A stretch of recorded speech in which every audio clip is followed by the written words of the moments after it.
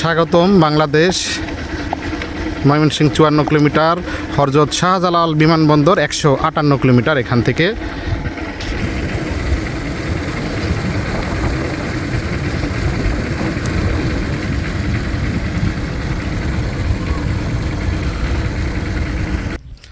তো আমি এখন রয়েছি গোবরাকুড়া স্থলবন্দর।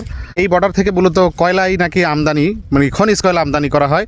দেখতে পাচ্ছেন আমার পিছনে টনকে টন খনিজ কয়লা। বিভিন্ন কোম্পানি তারা এরকম এই কয়লাগুলো ইন্ডিয়া থেকে এনে থাকে। ভিডিও করার উদ্দেশ্য হচ্ছে আপনাদেরকে দেখানোর জন্য। একই কথা বারবার বলে থাকি, মূলত আমি নিজে দেখি এবং উপভোগ করি এবং আপনাদেরকে দেখানোর জন্যই ভিডিওগুলো করে থাকি।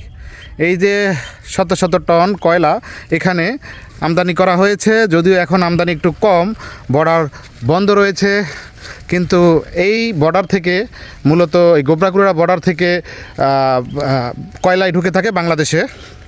তো যাই হোক, আমি মূলত ভিডিও করে আপনাদেরকে দেখানোর উদ্দেশ্যে এবং জানানোর উদ্দেশ্যে। ভালো থাকেন, আসসালামু আলাইকুম।